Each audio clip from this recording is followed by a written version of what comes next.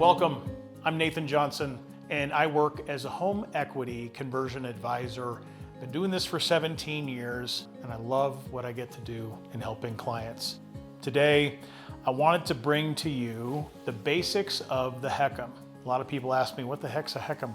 Well, the HECM is the home equity conversion mortgage, and we're going to take a look at this together. Whether you came from a financial advisor or your friend or your neighbor, or you just heard about this from someone else randomly, you're in a great space. Every single one of you are trying to make it, or you're trying to plan it being retirement. And so what we're going to talk about today is number one, compassion. Second, we're going to talk about clarity. I want you to be very clear on how the home equity conversion mortgage works. 95% of all the reverse mortgages in the United States are a HECM. And that is important to know because this program was uniquely designed and crafted by a mathematician and an economist. This is not something that was thrown together by the federal government as a oops, we got to figure something out. Along with clarity, we're also going to hopefully land in a place of confidence. And confidence can only be done when it's a collaboration. And my goal with you is to collaborate with you on how to best use your home equity. Your home is a retirement asset. What we're simply doing is asking how and when and what is the best time to look at that. And so my goal today is to really help unpack how the HECM was formed. What's the DNA of the home equity conversion mortgage? How does it function different than a regular mortgage? Many people think they're one and the same. And in fact, many people sell a reverse mortgage much like they might sell a traditional mortgage. And they are incredibly different conversations. It's really important that you work with somebody that only specializes in today's reverse mortgage. Because not only is it a different conversation, we're really talking about a financial tool and the use of that financial tool. Why is your home asset different? Why does it feel different than an IRA or a 401k or a stock account? It feels different because you live in it. Your memories are there. Your family's been there. For some of you, it's a place where maybe there's been some hard memories. And so when we start talking about home wealth, understand that's something we run into every time. It doesn't matter if you even are aware of it, feel it or not, home wealth runs into that home journey, that story of your home and what the home meant for you. So when we start talking about the home asset, it is not just a simple or simplistic conversation. What we want to do is we want to bring it into the realm of other assets. But to get there, you have to honor your own journey in that. Now we're going to talk about the evolution of the reverse mortgage.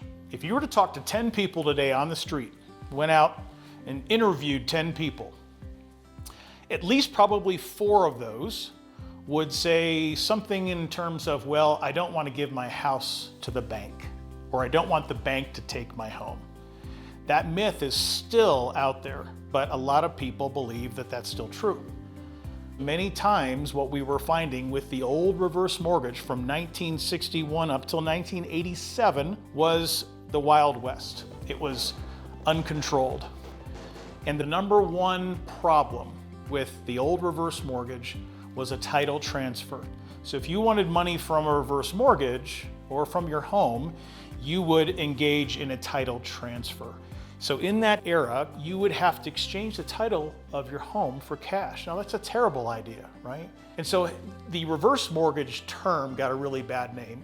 So in 1987, Ronald Reagan assembled a team, put together a guy by the name of Ed, who was a mathematician and also an economist. And he led a team to help design this HECM program unlike anything else that had ever been created. And the home equity conversion mortgage, as it was designed years ago, was really designed to give safety, security, and sustainability in retirement. It was actually formed with thoughtful consideration around how do we build something that doesn't have a predatory element to it, but it also allows people to have a reasonable access to funds in their home, and does so in a way that's not going to pinch the budget or make them have to make a mandatory payment each month. And think of this in three parts. The first part is an insurance. So they already had a mechanism of the MIP that was being used for other FHA loans, and they said, well, how do we make this work for a HECM? Because we have to be able to, number one, provide safety for the lender. We have to provide safety for the homeowner, for the heirs, for the servicing of the loan, and for the line of credit and the line of credit growth. And so they needed to provide an insurance policy or insurance protection. So what we want to do is we wanted to move into something that was insured, but we also had to attach it to the home because it is a living asset. And that's where the mortgage comes into place. Now, we had to have an element of the mortgage because at the end of the day, the lender still needs to be paid. And one of the great things about the HECM loan as it was created, not only did it have insurance to keep it safe, but has a mortgage to keep it secure. Meaning, with a HECM, there is no required monthly payment. And that's a big deal. For a lot of folks, when they are switching their mindset from a traditional mortgage to a HECM, one of the largest savings and one of the most important pieces they're going to understand with that is that they can now make a voluntary payment. So a voluntary payment can give a lot more flexibility or margin in your monthly budget. So for a lot of my clients, maybe that's the number one goal, is we're just trying to simply eliminate the mortgage. But the mortgage means also that you own the home, it's your home. You simply need to stay in the home as your primary residence. You're going to pay your property charges like taxes, insurance, HOA dues. But one of the key elements about the mortgage element is that at the end of the reverse mortgage, there is the payoff.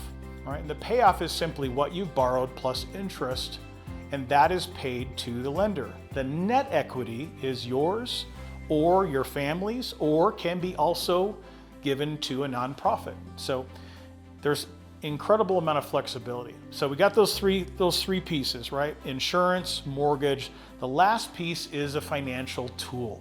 With this program, they built in an element called a growing line of credit. Now, different than a home equity line of credit or a HELOC, the home equity conversion mortgage has a growing line of credit. That growing line of credit cannot be frozen, reduced, or canceled. You don't have to manage the account. You don't have to change financial advisors. You don't have to do anything. You allow that line of credit to grow. When that line of credit grows, it grows tax-free and is tax-free when you draw it out. Now, when you take money out of the line of credit, it will go into the loan bucket. So you really are establishing two buckets. So it's important to understand this line of credit can be used for many, many different things. In fact, it's one of the favorite strategies that we talk about when I talk with you about your scenarios to see what do we have in that line of credit and how can we make that best useful for your retirement goals. Now, not everyone's going to have funds available in the line of credit, but most of my clients do. We do have some fixed rates available where that line of credit is not available. You just simply have one bucket. Our interest rate is actually based on the U.S. Treasury, or the U.S. dollar, or the constant maturity treasury. There's little different names for it. But basically what it provides is a very, very slow moving index. Now, our rates are very reasonable. They average between 4 and 6% for over the last 39 years. So the rate's really not an issue. That's actually one of the greatest components about this. When our rates do shift, they are micro adjustments. They're not massive adjustments. They all have caps on them, and the average rate again is between 4 and 6%. Now, why is that important? Because this is a compounding growth rate. The money in the line of credit acts more like a financial tool, and it's built that way. It's not built with simple interest like there is in a traditional mortgage.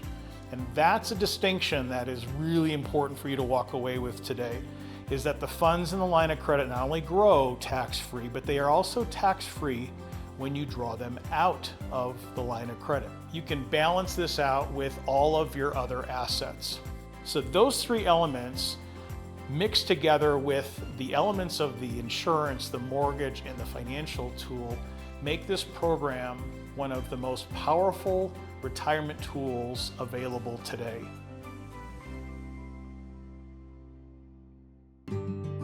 When you are a mature homeowner, you are moving into a fixed rate environment.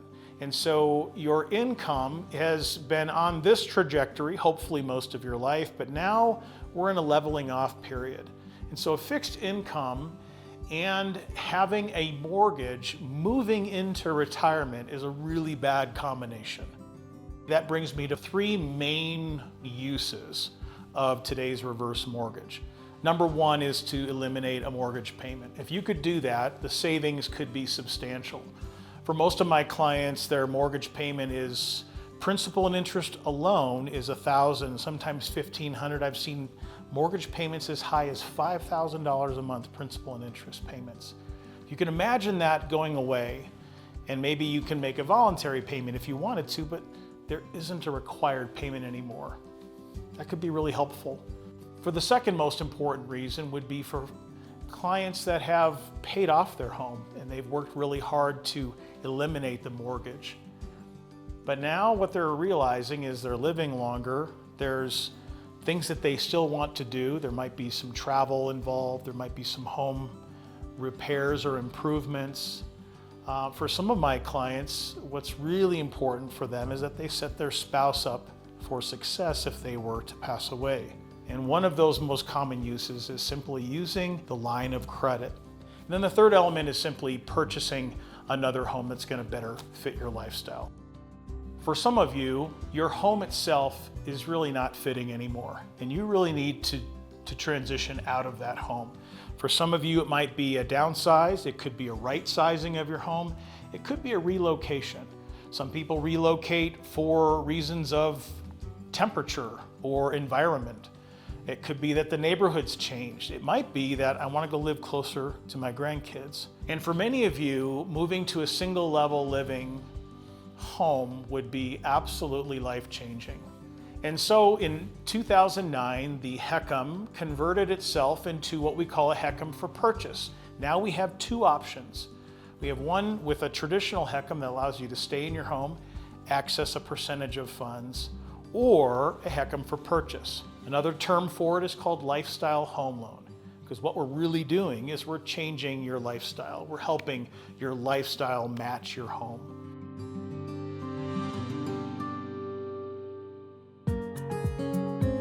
So the home asset is significant. It's not a small thing. And it's one of those things that we need to talk about, whether we're planning or making a home wealth plan, or we're in more of a triage. Perhaps you may be in a situation where you're trying to figure out what to do about your scenario. And whether that's for a strategy that we play out today that could make a big difference, or maybe even a couple years down the road, this is something we need to do together, and we need to explore it together. Whether that means we move forward or not is not the point. The point is, I want you to be armed with this information. I want you to feel like you have control, and you do. What's really important, again, I want to leave this with you, is number one, compassion for yourself. You're doing the best you can. You can do this. You just may need a different financial tool or an additional financial tool. The next piece is clarity. Helping clearly understand what it is you have in assets, how you can make your money last over time, or maybe what are the things that you're concerned about for you or your spouse or a loved one that you want to address with that. And then finally, confidence. How do we create that? Remember, we don't run to a reverse mortgage, we walk. I'd like to walk that with you. You are the most important piece of a legacy. You fully alive, living your life, giving to others, receiving from others. It is not just about survival, and it feels like that so much sometimes in retirement. But again, the legacy is really about you. So visit my website. I'm at todaysreverse.com. You can book some time with me. In that website, you're going to find videos, you're going to find events. I also host webinars of basic HECM understandings and basic HECM strategies. I also go into advanced HECM strategies that can be used for folks with a little higher net worth or some extra funds to consider in retirement. But what's really important is that discovery meeting, and then we can flow that right into a design meeting where we go into and seeing not only what is the HECM to you, but how can this actually affect retirement for the better. And so if you're curious and you want to take another step and just at least peer into what this could look like, I would love to walk this journey together with you. I would be honored. Thanks again for coming today for the video, and I look forward to seeing you soon.